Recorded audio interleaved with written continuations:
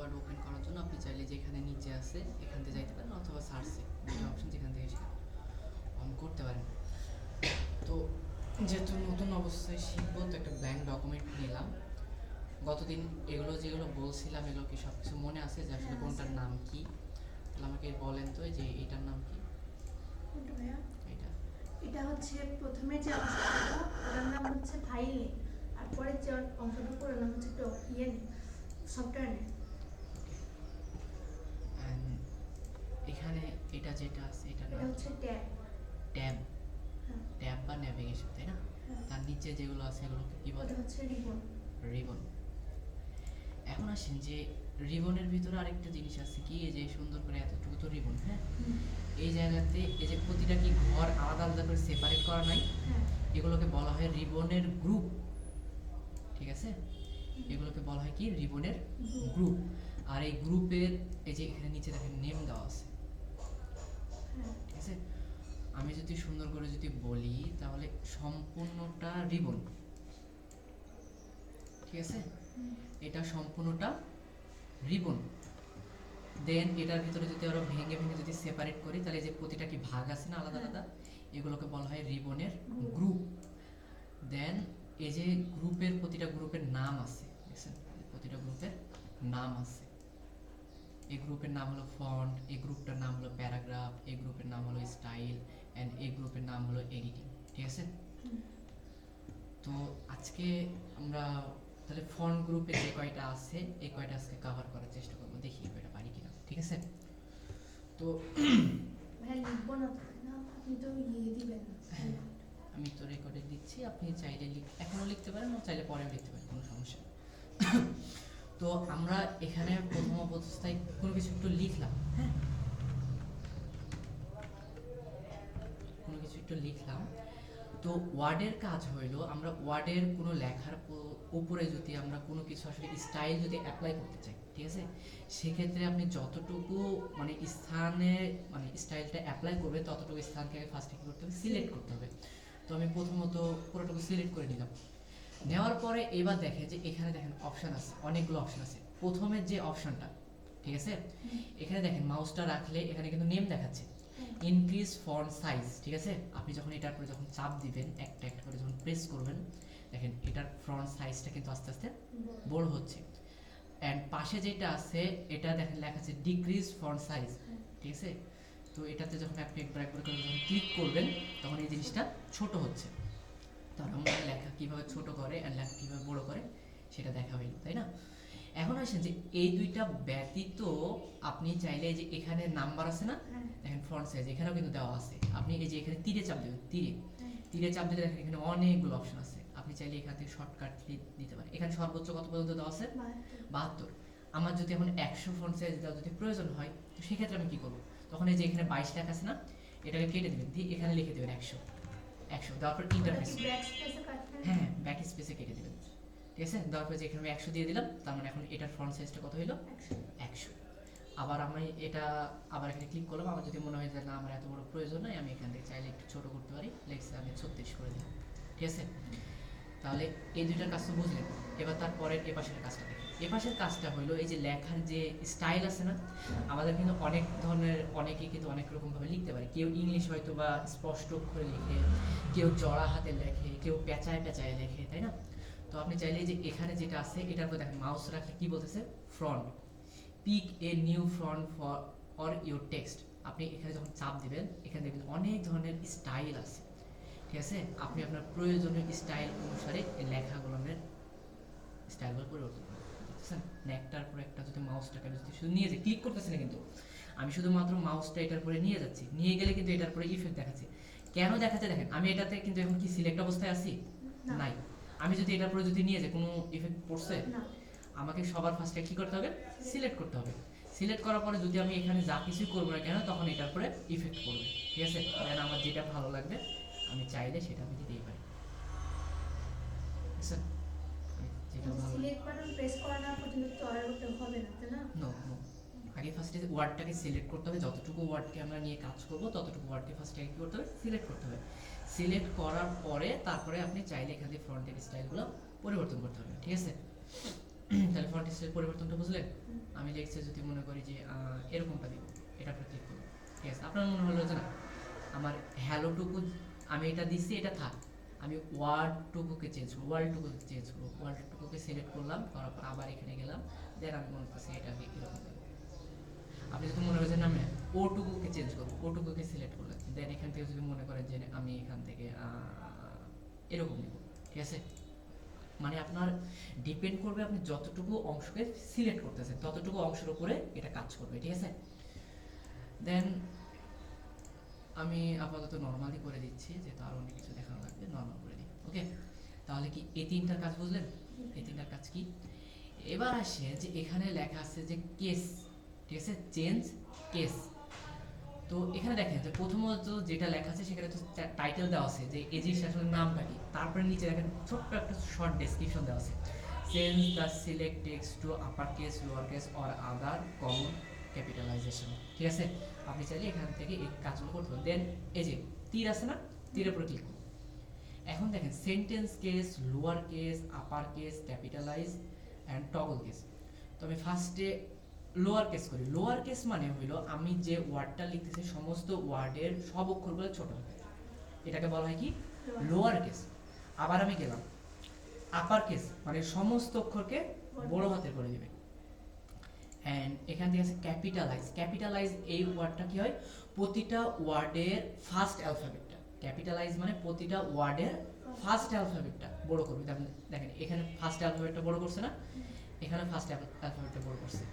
দেন আবার আমি সিলেক্ট করলাম, এবার দেখেন ক্যাপিটালাইজ দিলাম না, এবার টগল কেস মানে প্রতিটা ওয়ার্ডের ফার্স্ট অ্যালফাবেটটা কি করে দিচ্ছে, ছোট করে দিচ্ছে, ঠিক আছে? এবার আসেন যে সেন্টেন্স কেস, সবার লাস্টে দেখা কি সেন্টেন্স কেস। সেন্টেন্স কেসটা মানে কি, যে আমরা আসলে সচরাচর যে লেখাটা লিখি সেন্টেন্স কেসে, মানে আমরা ফুল স্টপের পরে ফার্স্ট অ্যালফাবেটটা বড় হাতের ওয়ার্ড দিয়ে শুরু করি, দেন আস্তে আস্তে আস্তে সবগুলো লোয়ার কেসে থাকে, ঠিক আছে? এতটুকু কি ক্লিয়ার? মানে এখানকার এতটুকু কি ক্লিয়ার? এবার আসে যে এখানে যদি আমি অনেক ধরনের স্টাইলিশ হাবিজাবি এগুলো দিলাম, আমি যে অনেক বড় করে করলাম, এটার আমি আপার কেস লোয়ার কেস কিছু একটা করে দিলাম। এবার সমস্ত গুলোকে একসাথে সিলেক্ট করার পরে যে রাবার আছে না, রাবার, এটাকে বলা হয় যে ক্লিয়ার অল ফরম্যাটিং। আপনি যখন এটাতে ক্লিক করবেন এটা সমস্ত কিছু আগের অবস্থায় চলে যাবে এক ক্লিকে, ঠিক আছে? তো আমি আপাতত চোখে দেখার জন্য একটু বড় করে দেই। তো প্রথম লাইনের কোনো কিছু তো সমস্যা নেই, ওকে। দেন সেকেন্ড লাইনে দেখি, এই যে এখানে কি আছে বোল্ড, বি অর্থ কি বোল্ড, বোল্ড অর্থ মোটা করা, মেক ইউর টেক্সট বোল্ড, মানে বোল্ড অর্থ হলো মোটা করা। তো আমি যখনই এটার উপরে যখন ক্লিক করবো তখন লেখাটা কি একটু মোটা হয়ে গেল না? আপনি যদি মনে করেন যে না আমি ওয়ার্ডটুকুকে মোটা নিব না, ওয়ার্ডটুকুকে সিলেক্ট করলেন, আবার বিতে চাপ দিলেন, ওয়ার্ডটুকু আবার বোল্ডটা নাই হয়ে গেল। মানে এখানে একটা বাটনে মানে সুইচের মতো কাজ করে, যেমন ওই যে বোর্ডের সুইচগুলো আছে না, যেমন একটাতে অন হয় একটাতে অফ হয়, তো এই জায়গাতেও সেম ভাবে কাজ করবে, ঠিক আছে? একটাতেই অন হবে একটাতে অফ হবে, ক্লিয়ার এতটুকু? এবার আসেন যে এখানে পরে আছে কি আই, আই ফর কি ইটালিক। আমি যখন এটাতে যখন সিলেক্ট করে যখন ইয়া করতে এটা কি হালকা একটু বাঁকা করে দিচ্ছি, ঠিক আছে? তারপরে দেখেন নিচে দেওয়া আছে কি আন্ডারলাইন, এই যে ইউতে কি আছে আন্ডারলাইন, আপনি চাইলে এখানে সুন্দর করে আন্ডারলাইন দিতে পারবেন। এই যে আন্ডারলাইনে অনেকগুলো স্টাইল আছে, আপনি চাইলে এখান থেকে এই স্টাইলগুলো ইউজ করতে পারবেন। দ্যাটস আমি এই আন্ডারলাইনটা নিলাম, আমার এটা ভালো লাগতেছে না, আবার দিলাম, চেঞ্জ করলাম এতটুকু। আপনি যদি মনে করেন যে না আমি এই যে মাঝখানে সাদা অংশটুকু আছে না, এতটুকু আন্ডারলাইন দিব না, এতটুকুকে ফার্স্ট সিলেক্ট করলেন, আন্ডারলাইনের কেটে দিলে দেখেন হ্যালোটুকু আন্ডারলাইন হয়ে আছে আর ওয়ার্ল্ডটুকু আন্ডারলাইন হয়। মানে এখানে ডিপেন্ড করবে আপনি যতটুকু অংশকে সিলেক্ট করে অ্যাড করবেন আর আউট করবেন সেটা, ঠিক আছে? ওটা কি মাঝখানেটুকু আপনি ডিলিট করবেন? মানে আন্ডারলাইনটাকে রিমুভ করে দিলাম, এই যে এখানে আন্ডারলাইনে ফার্স্টে কি এই যে দিলাম, মাঝখানেরটুকু কি আমি সিলেক্ট আছে না, ছোট্ট যে স্পেসের গ্যাপটুকু সিলেক্ট আছে না, এখন আমি যখন আবার এটাতে চাপ দিয়ে দিলাম এটা কি এখন রিমুভ হয়ে গেল। আমি বললাম না যে একই বাটনে অন হবে আবার একই বাটনে অফ হবে, ক্লিয়ার? ওকে, তাহলে আমি দুইটাই আপাতত ডিসিলেক্ট করে দিচ্ছি। তারপরে দেখেন যে আমাদের ওয়ার্ড ব্রেক মনে হবে নাকি, আমরা যখন এটাকে যখন চাপ দিব তখন একটা ওয়ার্ডকে আমরা শুধু কেটে দিই না, একটা লেখা ভুল হলে অ্যালফাবেট যখন কেটে দিই তখন আমরা চাইলে এটা লিখতে পারি। আবার যদি মনে হয় যে না আমি ওয়ার্ডটুকুকে নিব না, জাস্ট ওয়ার্ডটুকুকে সিলেক্ট করে এটা হ্যালোটুকু কেটে আছে এটা এখন রাখবো। তো এটার ক্ষেত্রে আমি যদি একটা এক্সপেরিমেন্ট দেখাই, তো এক্সপেরিমেন্টে এরকম হয় যে অনেক সময় আমরা মার্কেটে একটা জিনিস দেখি যে আগে একটা জিনিসের প্রাইসের মূল্য ছিল কত 100 টাকা, 100 টাকা। তো ওই পাশে লেখা থাকে না 100 কেটে 50 টাকা এখন হয়ে গেছে। তো ফার্স্টে ওরা কি করে এই 100 টাকা কি কেটে দেয় না, কেটে দেয় যে এইভাবে কেটে দেয়। বুঝতে পারছেন? এটা ধরেন যে একটা লেটস একটা প্রজেক্টের মতো দেখাইলাম। তারপরে আসেন যে এবার একটু এই যে এ স্কোয়ার কিভাবে দেয়, হ্যাঁ, সাবস্ক্রিপ্ট এন্ড সুপারস্ক্রিপ্ট এই দুইটাকে আসলে কিভাবে দেয় সেই জিনিসটা দেখি। তো সাবস্ক্রিপ্ট এন্ড সুপারস্ক্রিপ্টের কাজ কি, যে সাবস্ক্রিপ্ট হলো যে এরপর আমরা এই স্কোয়ার বি স্কোয়ার জিনিসগুলো লিখি না, তো এক্ষেত্রে সেম কাজ করে। যেমন আমি যদি মনে করি যে এ, এরপর আমাকে দিতে হবে কি 2, তারপরে প্লাস বি 2, তাই না? তো আমাদের তো আসলে এ স্কোয়ার বি স্কোয়ার মানে এখন আমরা এভাবে তো লিখতেছি, এটা কি আসলে হইলো না। তো একটা কাজ করবেন কি, যে এখানে আসলে দুইটা ওয়ে আছে। তো প্রথম ওয়েটা আমি দেখাই যে এ সিলেক্ট করলেন, দেওয়ার পরে আপনার স্কোয়ারটা কি নিচে দিবেন নাকি স্কোয়ারটা উপরে দিবেন? স্কোয়ারটা যদি উপরে দেন তাহলে সাবস্ক্রিপ্ট স্কোয়ার এই যে এ লেখার পরে এবারে এটার পরে একটা ক্লিক করবেন, এই যে লেখাটা এবার মাঝখানে চলে গেল, এবার 2 দিলেন, ঠিক আছে? এবার এখন আমি যা কিছু লিখবো সবকিছু কিন্তু উপরের দিকে চলে যাচ্ছে। এটাকে আবার কি করবেন, ডিসিলেক্ট করে দেবেন, ডিসিলেক্ট করে দেওয়ার পরে এবার একটা প্লাস দিবেন। এবার দিব কি, আমি বি দিব না, বি বি দেওয়ার পরে আবার কি স্কোয়ারটা উপরে দিব, আবার এখানে সিলেক্ট করবেন, সিলেক্ট করার পর আবার 2 দিবেন, তাহলে a square plus b square এটা হয়ে গেল, ঠিক আছে? আবার নিচের ক্ষেত্রে আবার a দিলাম, আমার তো লাগবে কোথায়, নিচে লাগবে না, নিচে 2, আমি আবার এটাকে ডিসিলেক্ট করে দিলাম যেহেতু আমার এটা কাজ শেষ, প্লাস আবার b নিচে দেব কি 2, কাজ শেষ, ডিসিলেক্ট করে দিচ্ছি, ঠিক আছে না? এরকম এটার কাজ এভাবে কাজ করে। আবার আপনি যদি মনে করেন যে আমি এরকম করবো a প্লাস হোল স্কয়ার যদি দিতে চাই, এই যে ব্র্যাকেট হলো না, এবার আবার এই যে এখানে চাপ দিবেন, দিয়ে 2 প্রেস করে দিবেন, এটা উপরে চলে গেছে, আবার এটাকে ডিসিলেক্ট করে দিবেন, দেওয়ার পর এই যে স্কয়ার। এখন আপনি চাইলে এরকম ভাবে যেটা শিখাইলাম এভাবে ফর্মুলাগুলো লিখতে হবে, ঠিক আছে? ক্লিয়ার? এই কয়টা ক্লিয়ার? ওকে। দেন তারপরে দেখি যে আমরা আসলে লেখার স্টাইলটা একটু দেখি, যে আমরা একটা লিখতেছি, একটা লেখাতে আমরা অনেক সময় স্টাইল দিই না, তো আমরা যখন এখানে যখন ক্লিক করবো দেখেন আমাদের এখানে কিন্তু অনেক ধরনের শ্যাডো আসতেছে। এই লেখার যে স্টাইলটা, এই স্টাইলটাকে বলা হয় কি শ্যাডো স্টাইল, ঠিক আছে? তো এখানে দেখেন যে এতে যখন চাপ দিচ্ছি এটা কিন্তু এরকম, আমি যে একটু বড় করি এক্ষেত্রে আপনার একটু সুবিধা হবে, আমি যদি বড় যদি করি লেটস এত বড় করি, দেন আমি যদি এখানে ক্লিক করি দেখেন এই যে সুন্দর হচ্ছে না জিনিসগুলো, একটু দেখতে আই ক্যাচিং লাগতেছে না? এই যে দেখেন আপনার যেটার উপর মাউস রাখবেন, টিপ দেওয়া লাগবে না, মাউসটা শুধুমাত্র রাখলেই এটার ইফেক্ট পড়বে, দেখছেন? অনেক সুন্দর লাগতেছে। দেন এরকম এবার দেখেন যে এটার ভিতরে কিন্তু আরো অনেকগুলো অপশন আছে, এই যে এগুলা এই অপশনগুলো এখানে যদি আপনি মাউসটা সিয়া করেন তো এখানে দেখবেন যে কালার টালারগুলো সব পরিবর্তন হচ্ছে। যেমন আমি যদি ইয়াতে যাই, আউটলাইন মানে কি, আমি আউটলাইন বলে কি আমি একটা লিখলাম, ঠিক আছে? আমি যদি সুন্দর করে এক্সাম্পল দিই, তো ধরেন যে এটা হলো আমার একটা অ্যালফাবেট, ঠিক আছে?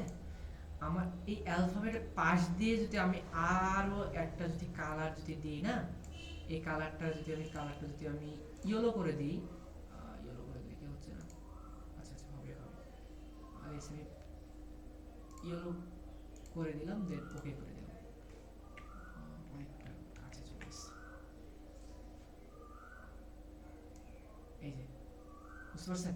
আমি একটা অ্যালফাবেটের পাশ দিয়ে মানে জাস্ট আমি আর একটু মানে হাত ঘুরাই, কিন্তু ওই কালারটা আমি একটু ডিফারেন্ট কালার দিলাম, এই যে ডিফারেন্ট কালার দিতেছি না, এটাকে বলা হয় আউটলাইন, ঠিক আছে? তো এই জিনিসটাই যখন আমরা সিলেক্ট করতেছি তখন এই যে এখানে লেখা আছে কি আউটলাইন। এবার এটার পরিবর্তনটা কই দেখবেন, পরিবর্তনটা দেখার জন্য আমি একটু আরো বড় করে দিই জিনিসটা,